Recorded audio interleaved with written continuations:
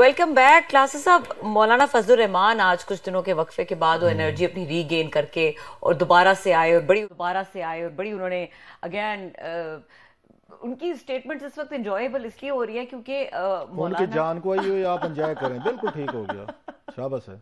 मौलाना से पूछे इस वक्त, मौलाना was a part of PDM, मतलब कोई सोच नहीं सकता था ये मनाजिर। तो मुझे अच्छा फिक्र लगा आपका कि मौलाना साहब मतलब उन बेचारों की हालत हुई है, उनकी सीटें मारी गई, उनके साथ धांधली हो गई है, धांधला हो गया, बल्कि ना पावर कॉरिडोर में नजर ही नहीं आ रहे, आप मजे ले रही हैं कि जनाब बिल्कुल ठीक हो गया। अच्छा क्लास साहब, मौलाना साहब बड़ी इंपॉर्टेंट बात कर रहे हैं। वो ये कह रहे हैं कि जो इस वक्त सिस्टम के मौलाना अंदर साहब ने कभी अनइम्पोर्टेंट बातें भी की हैं, वो कह रहे हैं जो सिस्टम के अंदर हैं वो रोएंगे, और मैं आने वाले दिनों में बताऊंगा कि वो रोए, और जो बाहर है वही आजादाना तौर पे बात कर सकेंगे। दो तीन चीजें हैं। एक तो ये मेरे लिए जो हैरान कुन बात है ना, जो मौलाना साहब जिससे फ्रस्ट्रेट हो रहे हैं मेरा ख्याल है, और वो लगता है कि मजीद बम्बार्डमेंट, गोलाबारी, वो अटैक्स वर्बल जो है ना वो मजीद करेंगे। अब तमाम लोगों पे उन्होंने अटैक करके देख लिए हैं। अब या तो उनको जवाबी कोई गोलाबारी की जाती, बयान दागा जाता, तो मौलाना साहब को अपना कोई नया हथियार उन पे इस्तेमाल करते। अब उन्होंने तमाम जो तीन बड़े प्लेयर्स हैं इस पूरी गेम में, उन्होंने तीनों पे बात करके देख लिया, और सारे महाज पे उन पे खामोशी है, पूरे तीनों के तीनों महाज जो है ना उन्होंने कोई जवाबी गोला नहीं मारा उनके बंकर पे। सो मौलाना साहब को समझ नहीं आ रही व्हाट नेक्स्ट। मुझे तो एक और खतरा लग रहा है, मौलाना साहब के साथ वही खेल तो नहीं खेला जा रहा जो इमरान खान साहब के साथ खेल गया था, जो मैंने एक दफा याद है उनको, ये फवाद चौधरी साहब हमारे साथ शो में थे, मुझे आज तक याद आ रहा है, इट वॉज 24 अप्रैल अगेन 2022 था। तो वो उस वक्त बड़े इंतहाई गुस्से में थे, जोश में थे। खान साहब को वहां से पावर से निकले, 11 अप्रैल को निकाला गया था, कोई 10 दिन ही हुए थे।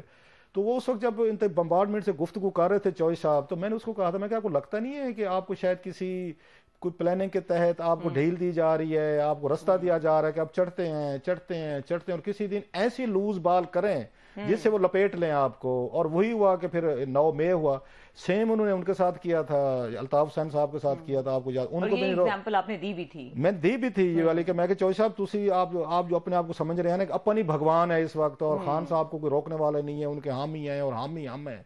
तो मैं लगता नहीं है कोई आपको थोड़ा सा रास्ता दे रहे हैं कि किसी दिन कोई आप ऐसी बड़ी कोई बात कह दें, एक्ट कर दें, क्योंकि बंदे को जब रास्ते से रेजिस्टेंस ना मिल रही हो ना तो वो समझते अगला बंदा डर गया है।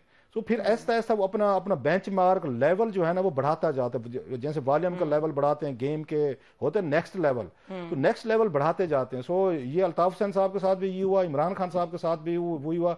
मुझे तो लगता है मौलाना साहब के साथ भी वही स्ट्रेटेजी रखी जा रही है कि मौलाना साहब को कुछ नहीं कहना, जो कहते जा रहे हैं कहते जाए। मसलन पहले उन्होंने उनको जरदारी साहब और नवाज शरीफ साहब को रगड़ दिया, चलो वो नॉर्मल सी बात है, सियासतदान एक दूसरे को रगड़ते रहते हैं। कल परसों उन्होंने एस्टेब्लिशमेंट को रगड़ दिया और बड़े सख्त किस्म के रगड़े जा रहे हैं। एस्टेब्लिशमेंट भी चुप है, वहां से कोई ISPR के हिसाब से या उनके जो हामी कुछ जो होते हैं जो उनके स्पोक्स पर्सन के तौर पर एक्ट करते हैं सम टाइम, कुछ जर्नलिस्ट या बाकी लोग, उनकी तरफ से भी खामोशी है। किसी ने रोका भी नहीं है टीवी चैनल को या आप मौलाना साहब की एस्टेब्लिशमेंट के खिलाफ इस तरह की तकरीरें जो हैं उनको रोकें या सेंसर करें। पेमरा की तरफ से भी कोई हिदायत नहीं है। मुझे तो आई मतलब वो क्या कहते हैं उसमें सेंसिंग समथिंग मिस्टीरियस।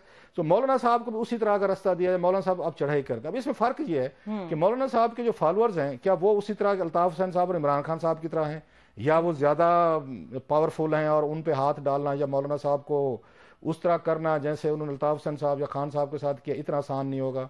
उस वक्त मुझे याद है इनको एक नैब ने नोटिस भेजा था, कोई डेरा इस्माइल खान में जदादों के हवाले से कोई डिप्टी कमिश्नर साहब की रिपोर्ट थी, तो नैब ने इनको बुलाया था। तो मौलाना से उनसे पूछा गया था लाहौर, कराची, हिंद सिंध में या आपकी प्रॉपर्टीज हैं कहाँ से आई?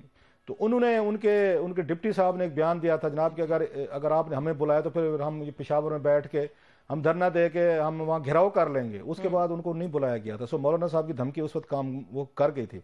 मौलाना साहब को भी हौसला बढ़ा हुआ है, खान साहब को भी बढ़ा हुआ था, अल्ताफ हुसैन साहब को भी बढ़ा हुआ था। रीजन मौलाना साहब जो है वो अगर 2-4 साल पहले जो है वो जनरल बाजवा साहब से वो मिलकर रहे थे आर्मी हाउस में, शाउटिंग मैच भी हुआ था। जब आर्मी चीफ और एक उसकी पॉलिटिशियन की आपस में घर पे बैठ के इतनी गुफ्तगू हो जाए और इतना फायर वर्क हो जाए और वहां पे शाउटिंग मैच भी हो जाए, जो मौलाना साहब ने खुद भी कहा, जनरल बाजवा साहब ने बताया, तो वो झाका होता है ना, झाका उतर जाता है। अच्छा।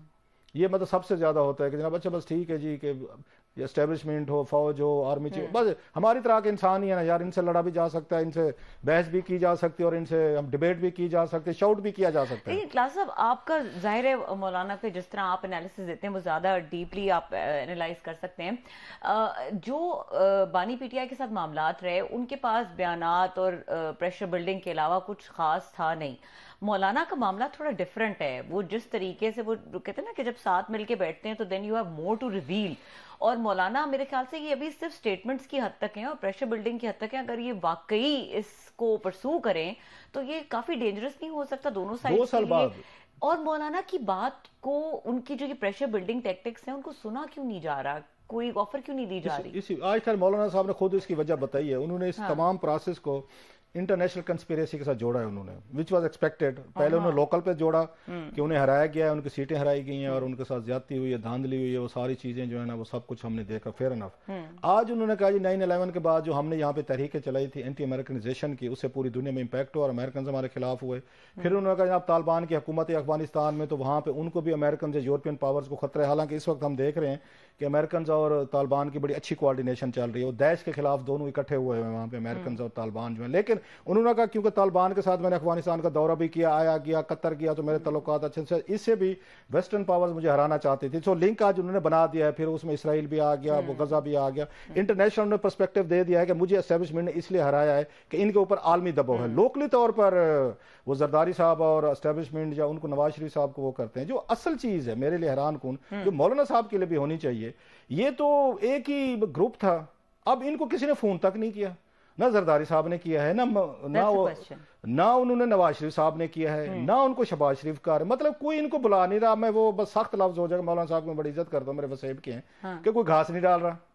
اب یہ سمجھ سے میری سے بالات آ رہا ہے کہ مولانا صاحب کو پھر آپ نے ایک پلیٹ میں پیش کر رہے ہیں عمران خان صاحب کو کہ یہ مولانا صاحب لیں اور ان کو استعمال کریں, ان کا فائر ورک, بارود, گولا, توپیں جو بھی ان کے پاس ہیں, ان کے پاس عمران خان صاحب کے پاس اسٹریٹ پاور ہے اور مولانا صاحب کے پاس ہے.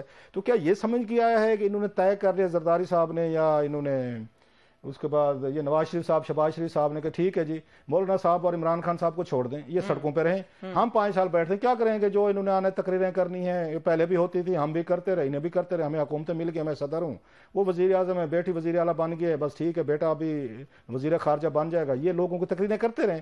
مولانا صاحب, اور اگر انہیں مولانا صاحب کو اکاموڈیٹ نہیں کیا, جس کے چانسز مجھے لگ رہے ہیں کہ مشکل لگ رہا ہے, اس لیے مولانا صاحب پیس بڑھاتے جا رہے ہیں. مولانا صاحب کو یا آفرز کیا کر سکتے ہیں ان کو ٹھنڈا کرنے کے لیے؟ سب سے بڑی تو تھی صدر پاکستان کا دیتے, اب اتنا بڑا ان کو, اتنا بڑا حصہ بقدر جوسا ان کو نہیں دیا جا سکتا. وہ زرداری صاحب بیٹھ گئے.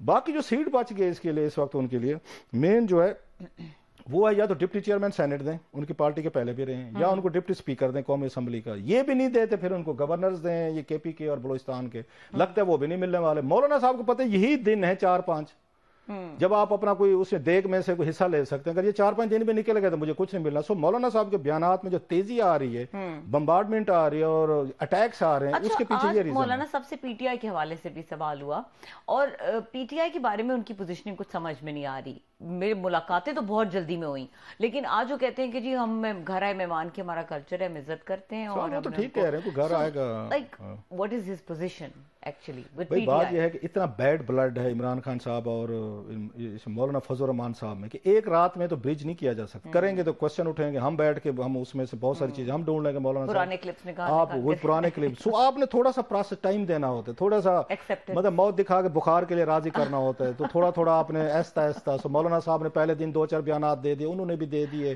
سو ایستا ایستا یہ ملاقاتیں جو ہے نا ملتے رہیں گے, تو پھر اس کے بعد ماحول بنا رہے ہیں.